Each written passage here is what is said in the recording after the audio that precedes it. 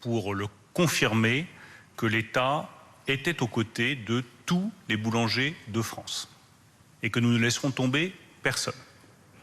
Au moment où la baguette française vient d'être classée au patrimoine mondial de l'UNESCO, il y aurait un véritable paradoxe à ne pas nous donner tous les moyens pour soutenir les boulangers qui sont confrontés à l'augmentation des prix de l'électricité et des prix de l'énergie de manière générale. Je veux simplement dire que cet effort doit être fait par tous. Il doit être fait par l'État, et l'État le fait, et l'État est prêt à faire tout ce qui est nécessaire pour accompagner les boulangers qui sont aujourd'hui inquiets, parfois en plein désarroi, mais c'est aussi les fournisseurs d'énergie. Et c'est aussi les fournisseurs d'électricité que je recevrai cet après-midi. Pour ce qui concerne l'État, nous avons un certain nombre de dispositifs, ils ne sont pas suffisamment connus. Et j'ai voulu saisir cette rencontre, cette nouvelle rencontre avec les représentants des boulangers pour rappeler tous les dispositifs qui sont déjà à disposition des boulangers et qui ne sont pas suffisamment utilisés. Le premier, c'est le guichet.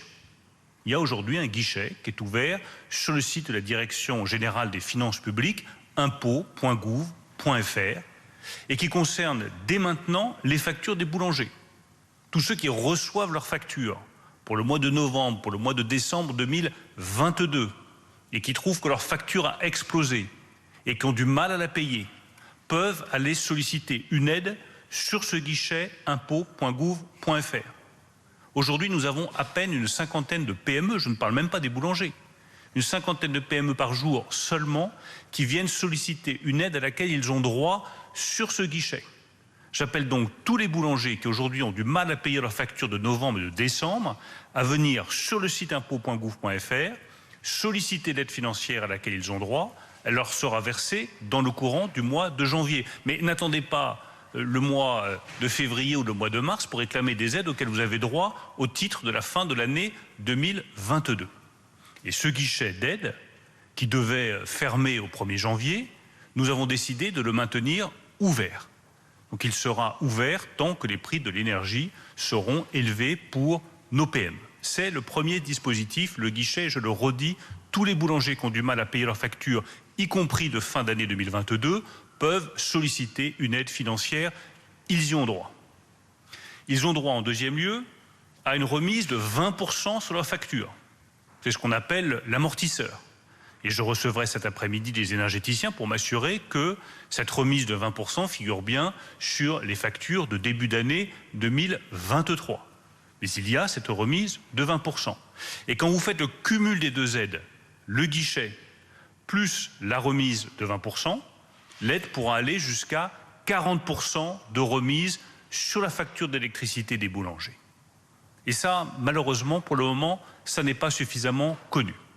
Enfin, la Première ministre l'a annoncé ce matin, nous avons décidé un report des charges sociales et des charges fiscales pour tous les boulangers qui auraient des problèmes de trésorerie. Voilà donc les trois aides auxquelles aujourd'hui les 33 000 boulangers de France ont droit. Un guichet d'aide financière, une remise de 20% avec l'amortisseur, le tout cumulé pouvant aller jusqu'à 40% de remise sur leurs factures, et un report de paiement des charges sociales et des charges fiscales. Pour nous assurer que tous les boulangers de France ont conscience de ces dispositifs, nous écrirons avec Olivia Grégoire, dès cette semaine, aux 33 000 boulangers de France, un courrier personnalisé pour leur préciser les aides auxquelles ils ont droit. Et nous mettrons en place dans chaque département, dans chaque préfecture, un point d'accueil des boulangers avec des équipes dédiées qui non seulement accueilleront tous les boulangers qui ont des questions et qui se demandent comment bénéficier des aides, mais qui viendront aussi à la rencontre des boulangers. Parce que quand vous êtes boulanger dans un département rural, comme l'Eure que je connais bien, vous avez autre chose à faire quand vous êtes levé à 3h ou 4h du matin pour faire votre pain que de vous déplacer. C'est donc mes services qui iront à la rencontre des boulangers, boulangerie par boulangerie, pour leur expliquer les aides auxquelles ils ont droit et les accompagner dans leurs difficultés financières. Voilà pour ce que fait l'État et ce que continuera à faire l'État dans les jours et dans les semaines qui viennent. Nous serons, je le redis, aux côtés de chaque boulanger de France. Mais ça ne peut marcher que si les fournisseurs jouent le jeu. Et aujourd'hui, je le dis clairement, les fournisseurs n'aident pas suffisamment les boulangers et les PME. Et je demande aux fournisseurs d'énergie de faire plus, de faire mieux et de le faire tout de suite. Je recevrai donc cet après-midi les fournisseurs d'énergie pour regarder avec eux comment est-ce qu'ils peuvent aider davantage les artisans, les PME, les très petites entreprises et en particulier les boulangers qui sont confrontés à cette augmentation des tarifs de l'énergie.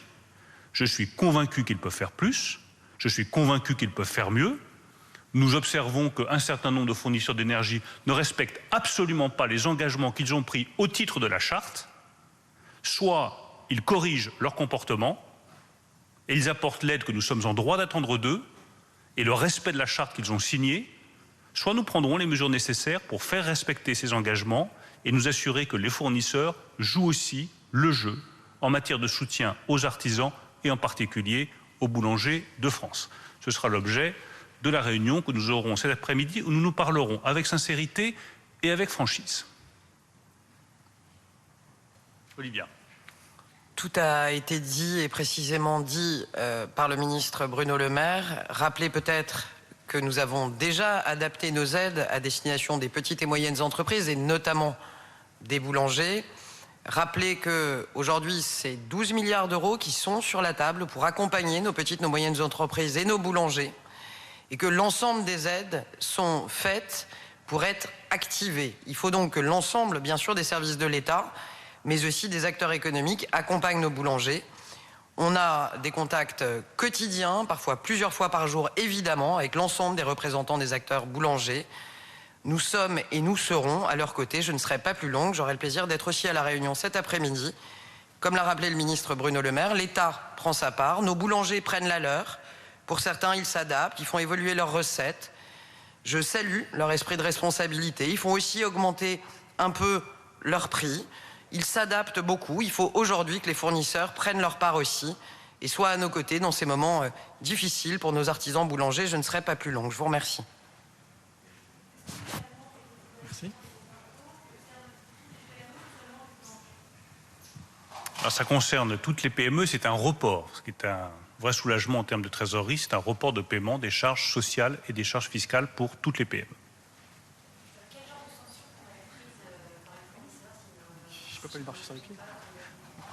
Écoutez, nous en allons parler cet après-midi, mais ce que je suis obligé, pas dire navré de constater, c'est que les engagements qui ont été pris ne sont pas respectés par certains fournisseurs. Nous avons demandé aux fournisseurs de laisser le temps aux artisans, aux PME, d'examiner des contrats pour éventuellement faire jouer la concurrence. Il y a encore des fournisseurs qui envoient des contrats en disant vous avez 2 ou 3 heures pour signer ce renouvellement de contrat. Ce n'est pas acceptable.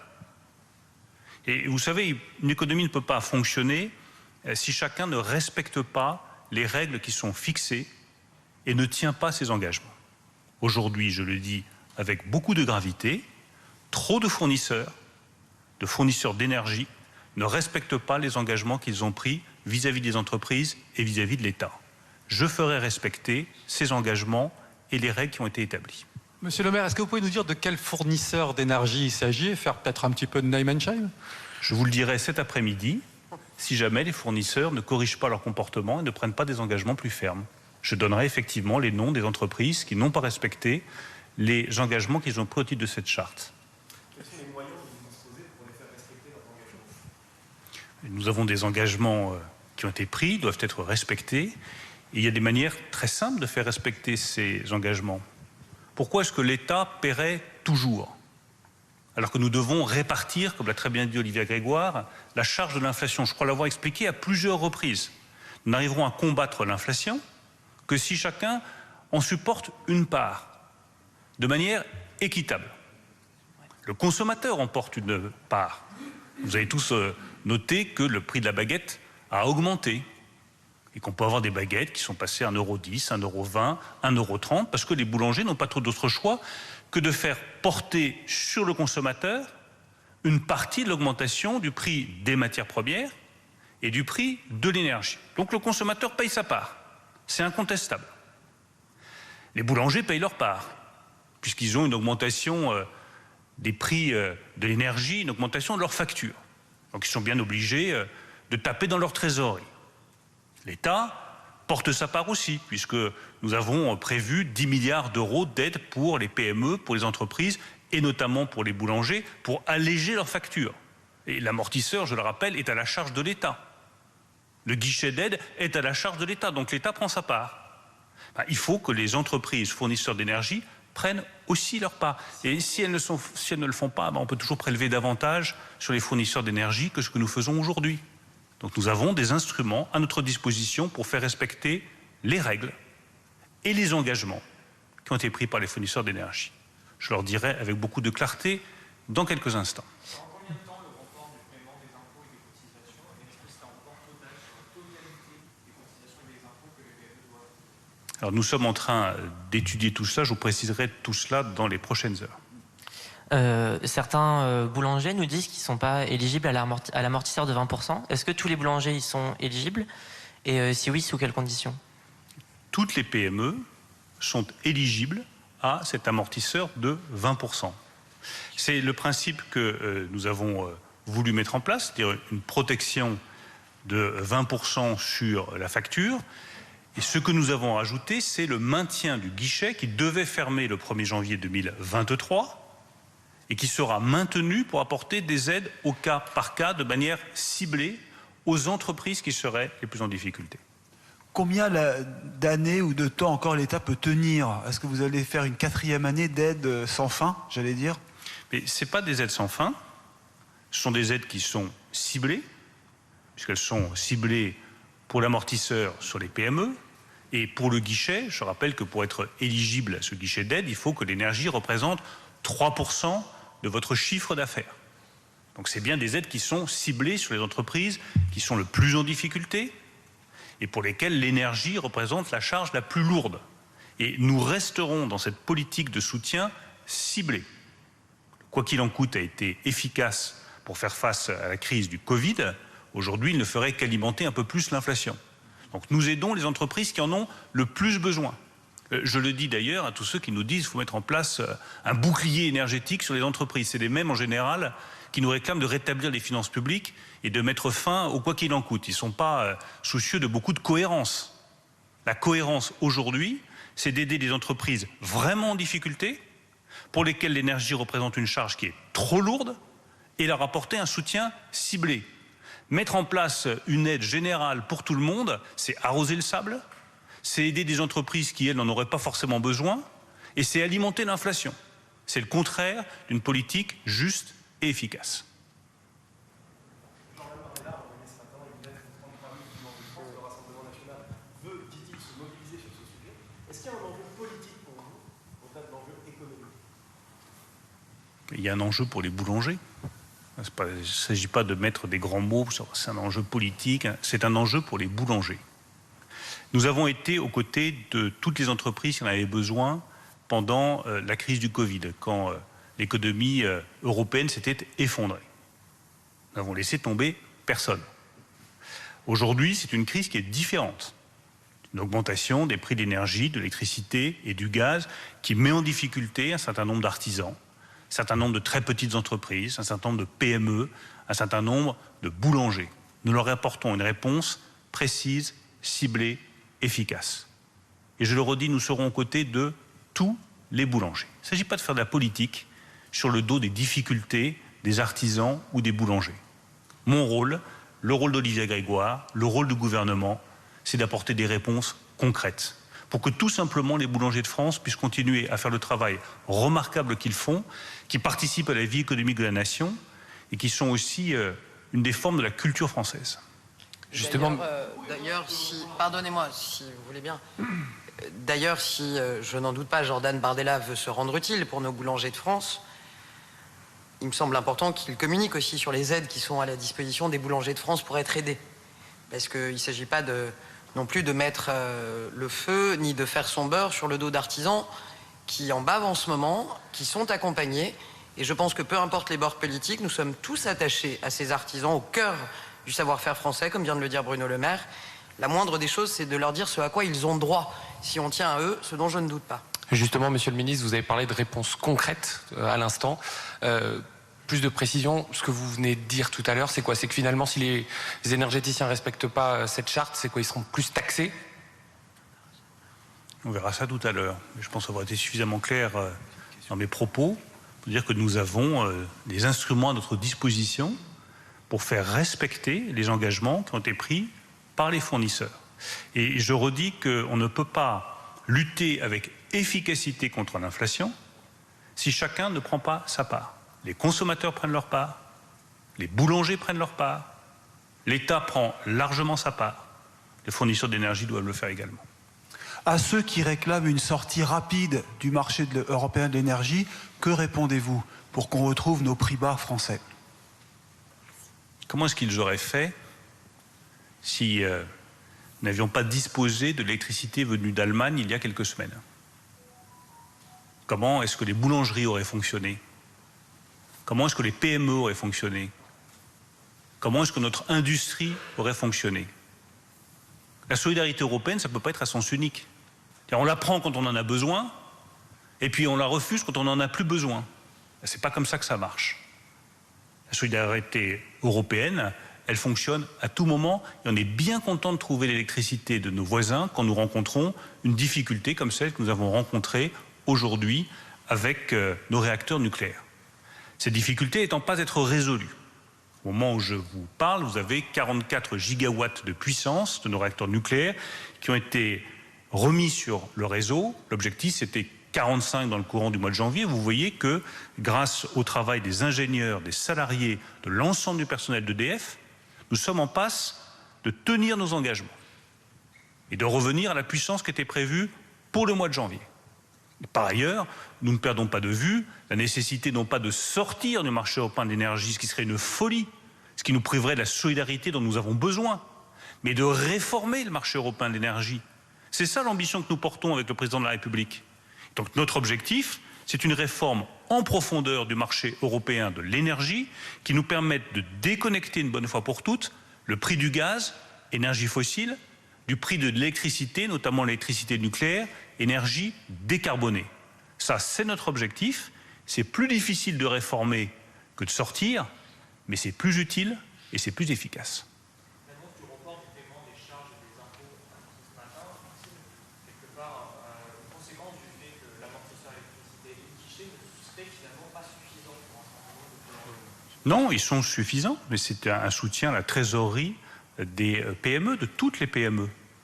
Mais je vous le redis, la véritable difficulté que nous avons aujourd'hui, c'est que ces dispositifs ne sont pas suffisamment connus. Raison pour laquelle nous allons mettre en place dans chaque département ces points d'accueil et que nous allons, avec Olivier Grégoire, écrire aux 33 000 boulangers de France. Mais il y a un sujet de trésorerie. Avoir un report de paiement des charges sociales et fiscales, c'est un soulagement en matière de trésorerie. C'est aussi un témoignage... Ah, vous n'avez pas de chance. Je vous le garantis. Alors...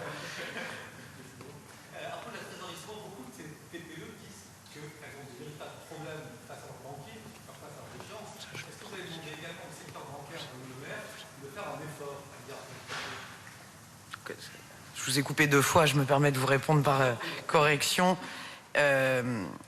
Évidemment, nous avons, avant Noël et bien avant les fêtes de fin d'année, sur demande du ministre Bruno Le Maire, vu, contacter, travailler avec la Fédération bancaire française pour demander bienveillance, souplesse, compréhension sur la situation tendue de la trésorerie d'un certain nombre de nos artisans et notamment de nos boulangers.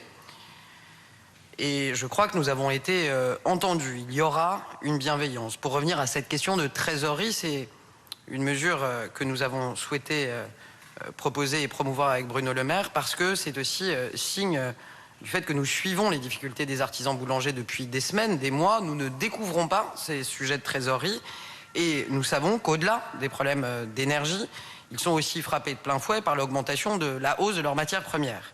Et c'est le cas de l'ensemble de leurs matières premières pour les boulangers. Et donc c'est vrai que la concomitance de la hausse des matières premières plus des factures d'énergie crée des tensions de trésorerie importantes.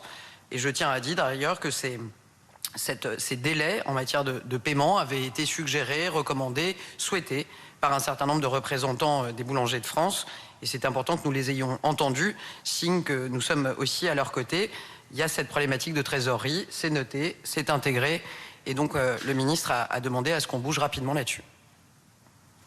Le bouclier tarifaire pour sein des ménages et des petites entreprises, la Première ministre annonce le principe maintenu jusqu'à la fin de 2023. Est-ce que ce sera dans les mêmes conditions, c'est-à-dire 15% maximum d'augmentation de la facture? Il n'y a pas de changement sur ce qui a été annoncé sur le bouclier tarifaire. Merci à tous.